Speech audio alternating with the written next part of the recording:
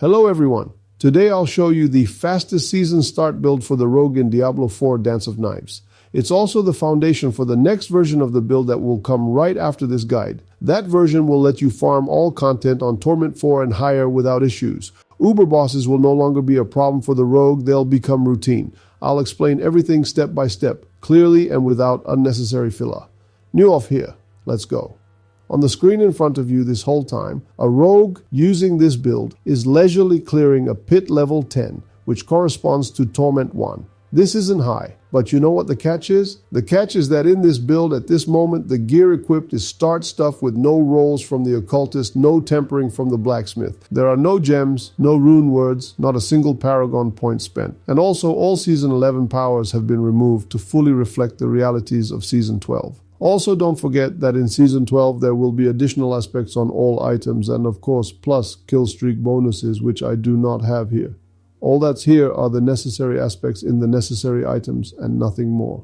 This is the core of the current starting build for leveling to 60 in Torment 1, and it's good in any season. Now, maybe some of the experts or those who have tried the Rogue before might say that the Dance of Knives build is great for clearing areas and convenient for leveling, but weak against single targets like Uber bosses. I'm not going to argue with that. That was true. It was true until Season 12. But in the Endgame, a couple of new unique items being introduced into the game at the start of Season 12 will change everything. This is the new amulet, which after obtaining it on T1 will empower us by approximately 50% compared to the old legendary amulet that had passive skills and an aspect. This is even disregarding the fact that getting a good legendary amulet was difficult and a top tier one was almost impossible. Now everything will be easier for the Rogue. Furthermore, a new legendary dagger is being introduced into the game, which multiplicatively increases damage against single targets by 100%. And what does that mean? It means that instead of a legendary dagger with an aspect, for example, increasing damage from your ultimate against Uber bosses, you'll be able to equip this new dagger. But that will come later in a more advanced version of the build, and exactly how it will work in all its details is unknown for now. But it will be known a few days after the season starts. Rogue will also become stronger due to small buffs to several legendary Paragon nodes. So if someone like me wanted to try the Rogue, now is the perfect time. That's it for the preamble. Now let's get specific about the start and leveling with this build. Skills.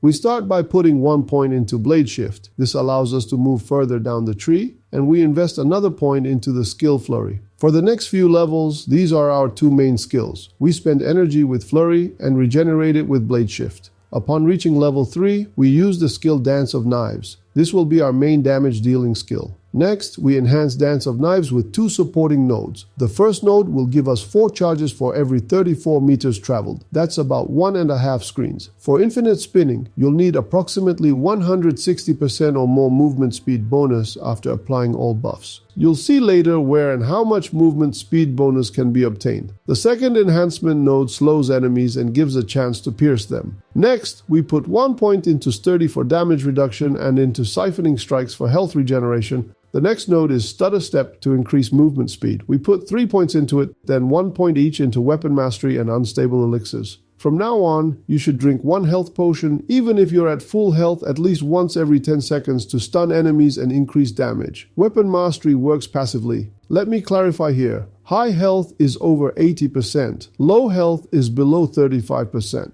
Vulnerable enemies take 20% increased damage. Next, we take the active skill Concealment with these enhancement nodes. Now we can go invisible, passing through mobs, attacking break, concealment, and for 4 seconds all your attacks have a guaranteed 100% critical strike chance and also make enemies vulnerable for the same 4 seconds. The next active skill is Dark Shroud with these enhancement nodes. This is our main defensive skill and we will use it constantly. Initially it will be on the skill bar, but later when we get the Umbrous aspect, it will work passively. Meaning, after obtaining the Umbrous aspect, this skill can be removed from the action bar, but you must keep the skill points invested in the skill tree. Our next action will be to max out our main damaging skill, Dance of Knives. Next, we take a skill from the Imbuement category, Shadow Imbuement with these enhancement nodes. This skill enhances our attacks and should be used on cooldown. Next, we take a second skill from the same category, Poison Imbuement. It's better to save this skill initially for elite opponents and magical monsters. That's in theory. In practice, if you follow the recommendations from my previous video about proper and fast leveling, you won't have any damage problems. Next, Next, we level an ultimate skill, Shadow Clone. This is a truly powerful skill, but we'll only be able to use it effectively after assembling legendary gear with cooldown reduction and acquiring the fast energy spending rune word combo Ahu plus Quax, but more on that later. Next, we put 1 point into the second wind node and 3 points into haste. Haste works immediately, but with second wind you'll have to wait a bit, as with the ultimate. And here we are at the key passive skills, and here we choose momentum. Using skills from the Cutthroat category, which includes Dance of Knives, generates momentum stacks. You can have up to 10 stacks of momentum, and they increase our movement speed, damage, and help with resource regeneration, although that's not important at this stage. Then, as soon as we've achieved our goal, unlocking the key passive, we can go back and finish leveling the remaining points. We start by adding 2 points to Sturdy. Then we remove the point from Flurry because we no longer need it. We max out Weapon Mastery and Unstable Elixirs. We spend 3 points on Trick Attacks to increase critical strike chance and critical strike damage. Next, we max out the Concealment and Dark Shroud skills. 3 points into the passive nodes, Exploit and Malice. They will noticeably increase our damage. Add 3 points into Deadeye. We max out the ultimate skill Shadow Clone and add its enhancement nodes for unstoppable and damage reduction. 1 point into the Aftermath node and 3 into the Unto Dawn node. They will regenerate energy, health, and increase ultimate damage. We put the remaining 2 points into the Impetus node. In the planner, the skill progression path can be found in the tab labeled 1 to 40. You just need to enable the path option. By the time you've played up to around level 40, you will definitely have found the 5 aspects indicated in the planner, as they are available from the very first level in the dungeons listed below. The Arrow Storms aspect is available in the Howling Warren dungeon in Skosglen.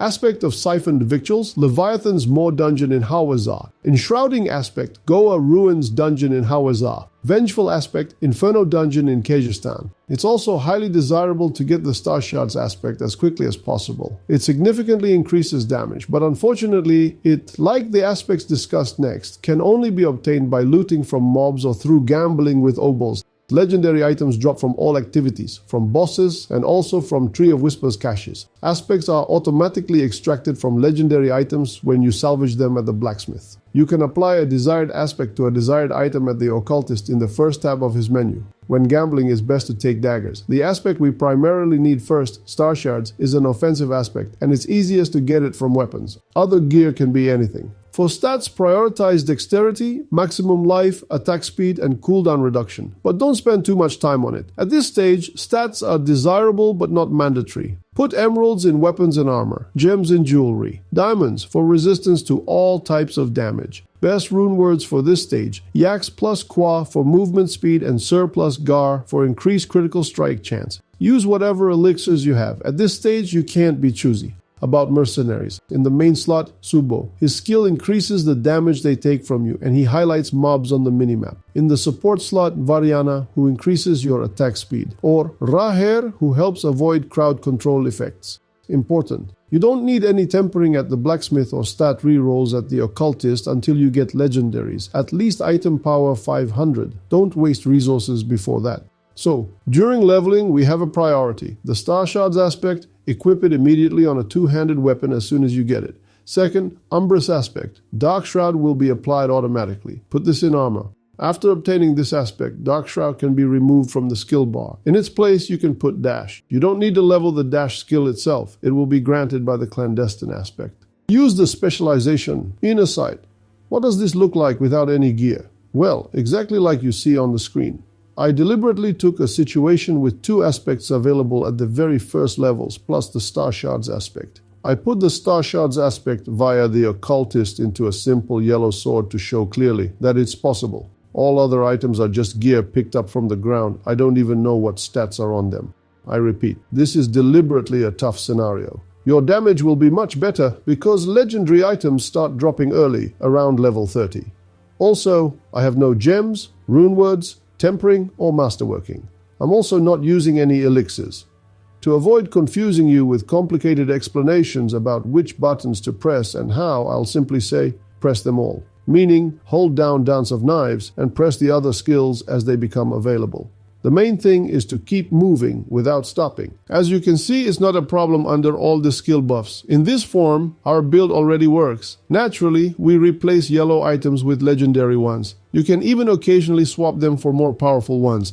But the main thing here is not to lose the required aspects in the required slots. Item stats are still not very important. Play with what you have, it's not a problem. Don't rush anywhere and everything will work out on its own. Now we're around level 40 and continue with leveling. We already have Enshrouding Aspect from Goa Ruins Dungeon in Hawezar. The aspect provides a passive cast of Dark Shroud upon consuming a health potion, as well as additional protection per stack. Aspect of Siphon Victuals from Leviathan's Maw Dungeon in Hawezar we also have. It gives a chance for health potions to drop. Aspect of Arrow Storms from Howling Warren Dungeon in Skosglen. With the help of Dance of Knives, we will automatically cast Arrow Storms. Vengeful Aspect from Inferno Dungeon in Kyrgyzstan. This aspect, like the previous one, will also passively trigger Arrow Storms. Next, we need Windstriker Aspect from Shifta Ruins Dungeon in Kyrgyzstan. It increases our movement speed. Also, the Retribution Aspect obtained for completing the Abandoned Mineworks Dungeon in Kyrgyzstan.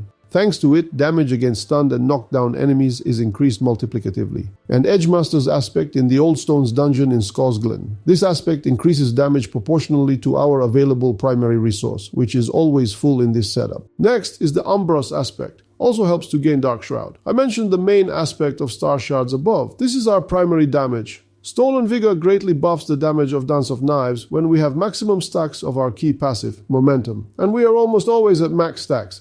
And we also need the Clandestine Aspect. It increases all skills from 2 categories, Agility and Subterfuge, by a few ranks. I repeat, you don't need any tempering at the Blacksmith or stat rerolls at the Occultist until you get Legendaries, at least item power 500. Mercenaries remain the same. Gems are the same. Emeralds in weapons and armor, diamonds in jewelry. Skill rotation is still straightforward. Dance of Knives is held down constantly. Dash as needed, other skills on cooldown. Save your ultimate for the boss. Don't forget to use a health potion every 10 seconds. When you have collected all the mentioned aspects in the slots indicated in the planner linked in the description and obtained the rune word Ahu plus Quax, you will need to change your specialization to Preparation. Now we will reduce the cooldown of our ultimate and other skills by spending energy. Ideally, of course, we want 150 energy to reduce the cooldown by 10 seconds immediately, but that's not for now and not in this build. Remember, this is a highly temporary build for leveling up to Torment 1, which only takes a few hours of gameplay. Also, a nuance. When you reach the movement speed cap of 200%, you will need to remove the 3 points from the starter step node and spend them on dash with the enhancement node that knocks enemies down. Regarding the Season 12 theme and the new type of items in it, this guide does not consider this due to the complete irrelevance of these bonuses at this stage of leveling to level 60 and T1. You change gear too often and you have other things to focus on, like not losing aspects when swapping to more powerful items. With this build, you can easily and effortlessly farm Torment 1 to obtain the unique items needed for assembling the endgame build, for which a guide will be released in a few days. That's everything for the best build for starting and leveling a rogue in Diablo 4. I hope I didn't forget anything. If I forgot something, write a comment. If I didn't forget, write. What a good fellow I am. I would appreciate a like and a subscription. Thanks for watching. Bye.